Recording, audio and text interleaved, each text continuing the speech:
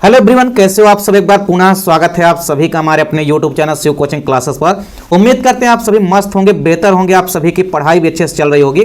और आज की इस वीडियो में यहाँ पे हम इंपॉर्टेंट क्वेश्चन लेकर आए हैं आपके बोर्ड एग्जाम को बेहतर बनाने के लिए। तो देखिए, बोर्ड एग्जाम के लिए यहाँ पे इंपॉर्टेंट क्वेश्चन हम आप लोगों के लिए लेकर के हैं और लगभग यहाँ पे हम आपको 50 इंपॉर्टेंट क्वेश्चन कराने वाले हैं जो कि आपके पेपर के पॉइंट ऑफ व्यू से काफी इंपॉर्टेंट है। तो चलिए सीधे वीडियो को स्टार्ट करते हैं। सबसे पहला जो क्वेश्चन आपको तैयार करना है वो है एक प्रारूपिक पुष्प की संरचना बनाइए तथा एक बीजांड की संरचना का नामांकित डायग्राम तैयार करिए।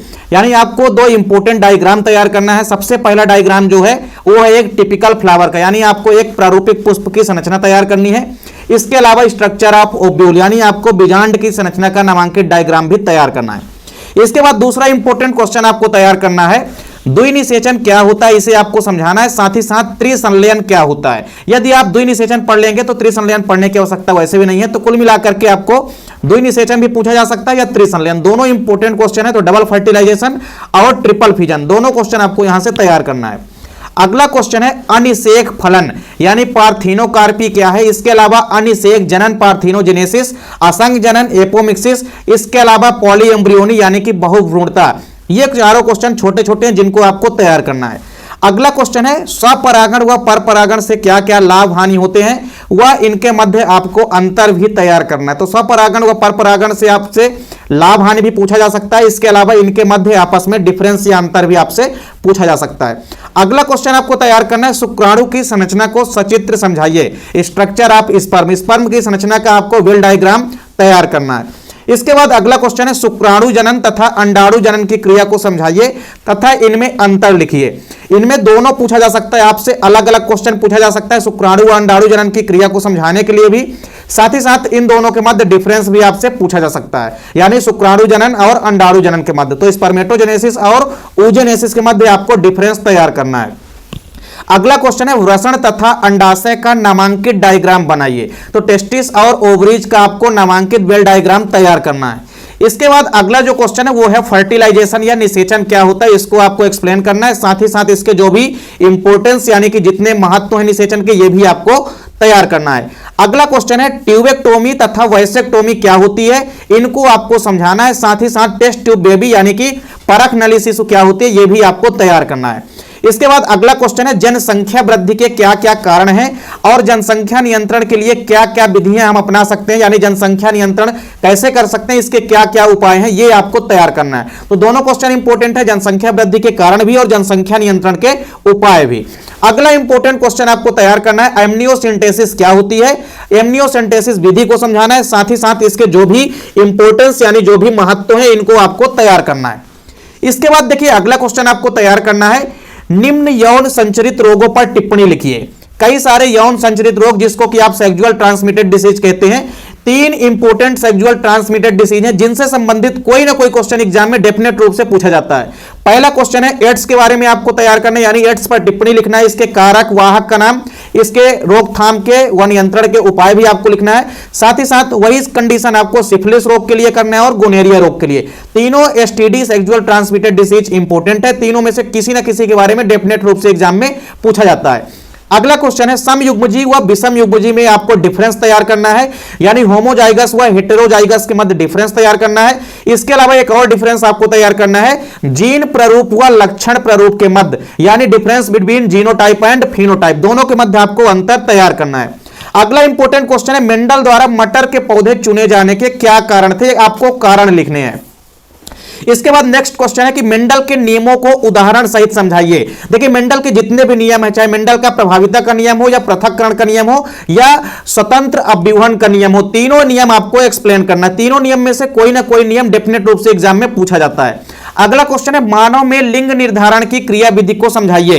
किसी भी ह्यूमन के अंदर सेक्स का डिटर्मिनेशन कैसे होता है ये आपको एक्सप्लेन करना है। इसके अलावा अगला क्वेश्चन है अपूर्ण प्रभाविता तथा सह प्रभाविता को समझाइए, यानी इनकम्प्लीट डोमिनेंस और कोडोमिनेंस दोनों को आपको तैयार करना है। ये दोनों मेंडल के नियम के अपवाद हैं, दोनों मेंडल के नियम के अपवाद अक्सर एग्जाम में पूछे जाते हैं। तो अपूर्ण प्रभाविता या सह प्रभाविता दोनों में से कोई ना कोई क्वेश्चन आपके एग्जाम में पूछा जाएगा। अगला क्वेश्चन है कि मानव में हीमोफीलिया तथा वर्णांधता रोग कैसे होते हैं, इनको आपको समझाना है। और सबसे ज्यादा इंपॉर्टेंट है इनकी वंशागति। और वंशागति के जितने भी प्रकार हैं, यानी जितनी भी इनकी प्रोटोजेनी है, ये आपको तैयार करनी है। तो मानव में हीमोफीलिया रोग के बारे में भी आपसे पूछा जा सकता है। इसके अलावा कलर ब्लाइंडनेस यानी कि वर्णांधता रोगों के बारे में भी पूछा जा सकता है। इनमें देखिए क्वेश्चन आपसे किस प्रकार से पूछा जाएगा। तो जैसे मान लीजिए वंशागति किसी की पूछी गई है, तो अगर हीमोफीलिया की वंशागति पूछी गई है तो आपके पास 4 कंडीशन में से कोई भी कंडीशन दे सकता है। इसके अलावा वर्णांधता रोगों की वंशागति भी आपसे पूछा जा सकता है, इसका प्रकार भी आपसे एग्जाम में पूछा जा सकता है। तो इसकी वीडियो भी यदि आप नहीं देखें तो प्ले लिस्ट में जाकर के देख सकते हैं, वहां पे आपको मिल जाएगी। तो इनके सभी प्रकारों को आपको तैयार करना है। अगला क्वेश्चन है डीएनए की द्विकुंडलित संरचना को विस्तार पूर्वक समझाइए।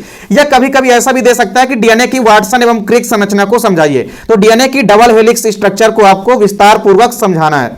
अगला क्वेश्चन है difference between DNA and RNA. DNA व आरएनए के मध्य आपको अंतर तैयार करना है। इसके बाद अगला क्वेश्चन आपको तैयार करना है कि डीएनए फिंगरप्रिंटिंग क्या होती है, यानी कि डीएनए अंगुली छापन क्या होती है, इसकी आपको उपयोगिता यानी कि क्या क्या इंपॉर्टेंस है डीएनए फिंगरप्रिंटिंग के, ये आपको तैयार करना है। अगला क्वेश्चन है अनुवांशिक कोड या जेनेटिक कोड किसे कहते हैं, अनुवांशिक कोड किसे कहते हैं, इसकी 4 इंपॉर्टेंट कैरेक्टरिस्टिक्स यानी कि विशेषताएं आपको तैयार करनी है। इसके बाद अगला क्वेश्चन आपको तैयार करना है समजात, समवर्ती व अवशेषी अंग क्या होते हैं, इनको आपको उदाहरण सहित समझाना है। तो होमोलोगस, हेट्रोलोगस और एनालोगस आर्गन व वेस्टेज आर्गन को आपको समझाना है विथ एग्जांपल। अगला क्वेश्चन आपको तैयार करना है संयोजक कड़ियां किसे कहते हैं, यानी कनेक्टिंग लिंक क्या होती हैं, इनको आपको उदाहरण सहित तैयार करना है। अगला क्वेश्चन है व्यसन या एडिक्शन क्या होता है, व्यसन या एडिक्शन के प्रमुख या इंपॉर्टेंट कारण क्या है, ये आपको तैयार करना है। नेक्स्ट क्वेश्चन है कैंसर क्या है, कैंसर के जितने भी इंपॉर्टेंट लक्षण या सिम्टम्स होते हैं इनको आपको तैयार करना है। इसके अलावा टाइप्स ऑफ कैंसर, जितने भी कैंसर के प्रकार हैं इनको आपको तैयार करना है।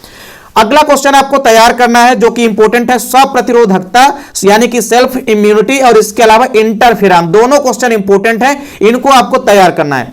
अगला क्वेश्चन है निम्न पर टिप्पणी लिखिए। कई सारे छोटे छोटे क्वेश्चन आते हैं इन पर टिप्पणी लिखने के लिए।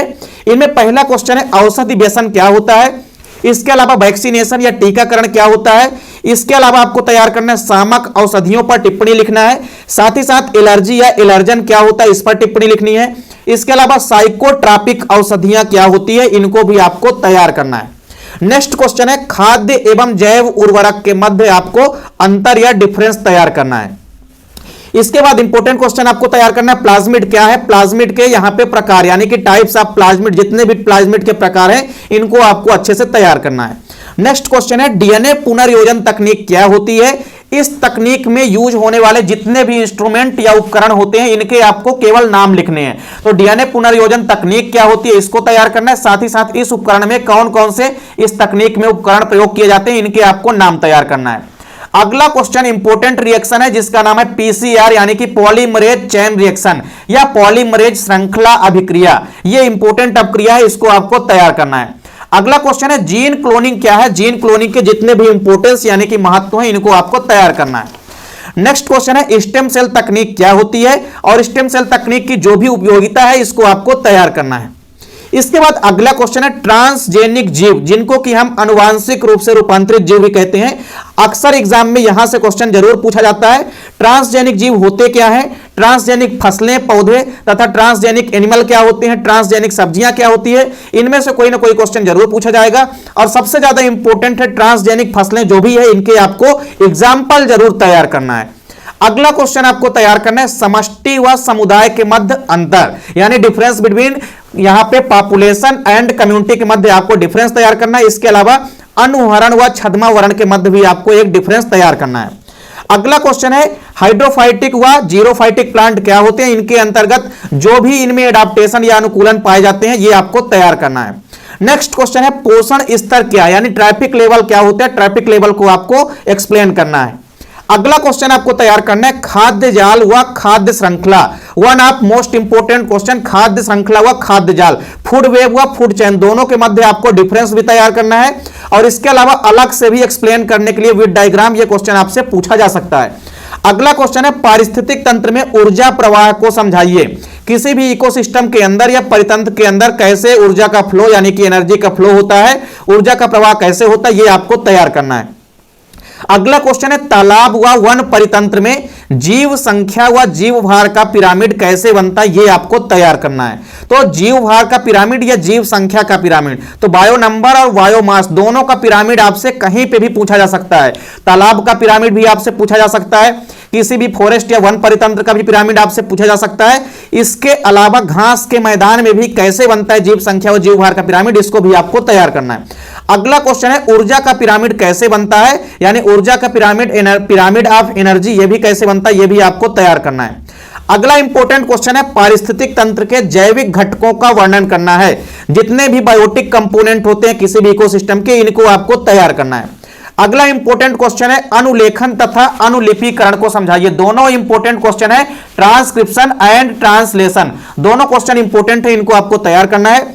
अगला क्वेश्चन है अपरा या प्लेसेंटा क्या है, अपरा या प्लेसेंटा के कार्यों को लिखना है। तो जितने भी अपरा या प्लेसेंटा के कार्य हैं इनको आपको तैयार करना है। तो इस प्रकार से यहां पे आपने लगभग 50 इंपोर्टेंट क्वेश्चन देखे जो कि आपके पेपर के पॉइंट ऑफ व्यू से काफी इंपोर्टेंट है। यदि आप इन क्वेश्चनों को तैयार कर लेते हैं तो डेफिनेट रूप से आपके बोर्ड एग्जाम की तैयारी बेहतर हो जाएगी। उम्मीद करता हूं वीडियो पसंद आई होगी। वीडियो अच्छी लगे तो लाइक कमेंट जरूर करें, साथ ही साथ दोस्तों के बीच ज्यादा से ज्यादा वीडियो को शेयर करें। चैनल पे यदि आप नए हैं तो चैनल को सब्सक्राइब जरूर कर लें, साथ ही साथ बेल आइकन प्रेस कर लीजिए ताकि वीडियो की नोटिफिकेशन आपको मिलती रहे। मिलते हैं नेक्स्ट वीडियो में, तब तक के लिए जय हिंद, वंदे मातरम।